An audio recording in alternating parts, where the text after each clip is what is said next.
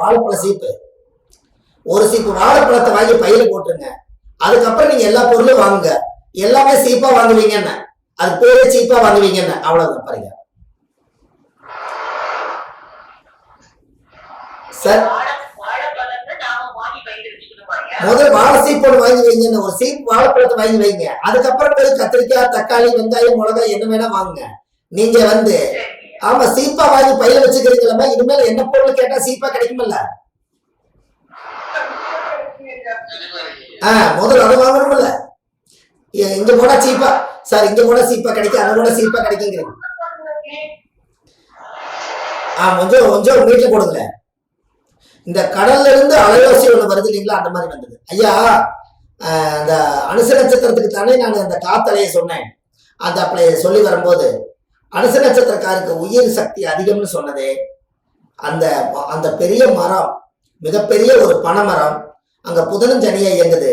அந்த கடல் ஓசையுடைய அந்த சூறாவளி காத்து போய் அந்த பனைமரத்தை போய் தடுத்து அந்த இருக்கக்கூடிய கிராமங்கள் எல்லாம் தப்பிச்சு அவங்க எல்லாம் உயிர் தப்பிக்கிறதுக்கு காரணமே இந்த பனைமரம். இல்லைன்னா எத்தனை உயிர்கள் கடலோடு அழியிறது. இதுக்கு எல்லாமே பனைமரம் அனுசந்தான். அதனாலதான் அனுசம் உயிரை காப்பாற்றும். அதனாலதான் ஆயில் கொண்டு போய் 8ஆம் பாவத்தில் கொண்டு போய் அனுசத்தை வச்சிருக்காங்க. எப்படி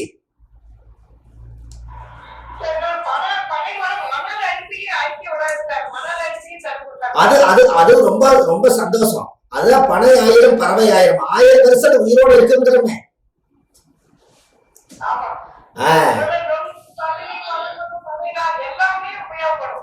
எல்லாமே இருக்குது. பனைமரம்மா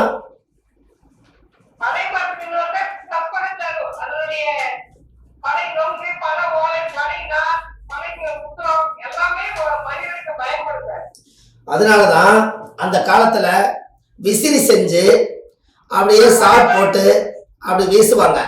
அவங்க நல்லா நீண்ட ஆயுளோடு காத்தோட்டமா வாழ்ந்தாங்களா இல்லையா? பனிசம் வீசுதா இல்லையா?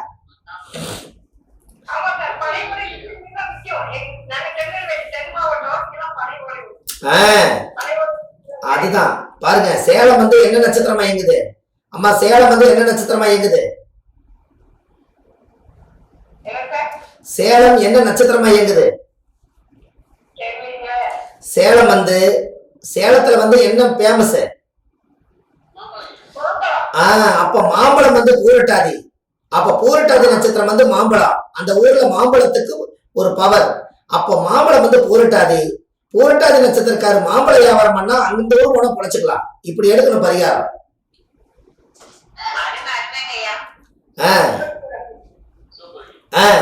பூரட்டாதி நட்சத்திரம் குபேரன் பிறந்த நட்சத்திரம்.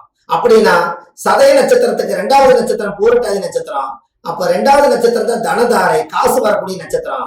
அப்ப சதய நட்சத்திரக்காரர் எல்லாருமே டெய்லி காலையில பேங்க்ல போய் உங்களோட அக்கௌண்ட்டுக்கே ஒரு செல்லான் எடுத்து 1000 ரூபாய் பேங்க்ல கட்டி உங்க அக்கௌண்ட்டுக்கு வர வச்சீங்கன்னா அன்னையிலிருந்து காசு சும்மா குபேரன் நாட்டு வர ஆரம்பிச்சிடும்.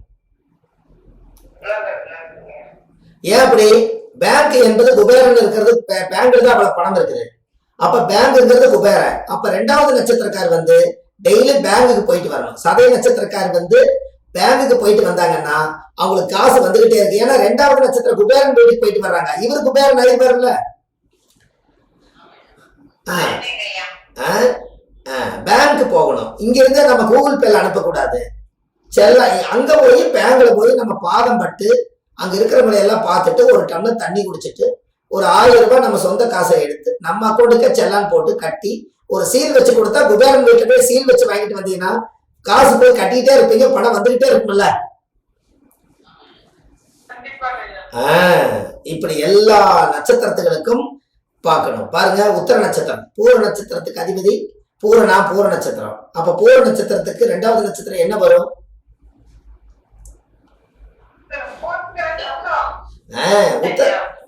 உத்தர நட்சத்திரம் வரும். கரெக்டுங்களா? அப்ப உத்தர நட்சத்திரம் ஐயப்பன் பிறந்த நட்சத்திரம். ஐயப்பனுடைய கோயில போய் மாதுளாம்பழம், உத்தரம் என்பது மாதுளாம்பழம் ஒரு 2 கிலோ வாங்கிட்டு போய் ஐயப்பன் கோயில வச்சு படைச்சு ஒரு பழத்தை ஐயப்பனுக்கு நைவேத்தியம் பண்ணிட்டு மீதி இருக்கிற பழத்துல ஒரு பழம் நீங்க கோயிலுக்கு உட்காந்து சாப்பிட்டுட்டு மீதி இருக்கிற பழமெல்லாம் அங்க இருக்கிறவங்களுக்கெல்லாம் ஒண்ணு கொடுத்துட்டு வந்தீங்கன்னா உத்தர நட்சத்திரம் ஃபர்ஸ்ட் கிளாஸா உங்களுக்கு வேலை செஞ்சு பூர நட்சத்திரக்காரர்களுக்கு காசு வந்துகிட்டே இருக்கும் ஐயப்பன் கோயில் போயிட்டு வந்தா. எப்படி? அப்ப நாம வீட்டுல உட்கார்ந்துக்கிட்டு கணக்கு என்னென்ன கணக்கு போட்டாலும் முதல்ல அதை இயக்குனத்தான் அது வேலை செய்யும். விதை கையில் இருக்குது, போட்டா தானே முளைக்கும். விதைத்தவன் உறங்கினாலும் விதைகள் உறங்குவதில்லை. இப்படி எல்லாம் நீங்க பரிகாரத்தை கிரியேட் பண்ணி எடுக்கணும் பாருங்க. ரொம்ப நீங்க ஆர்வமா இருந்ததுனாலதான் நான் கொஞ்ச நேரம் பேசினேன்.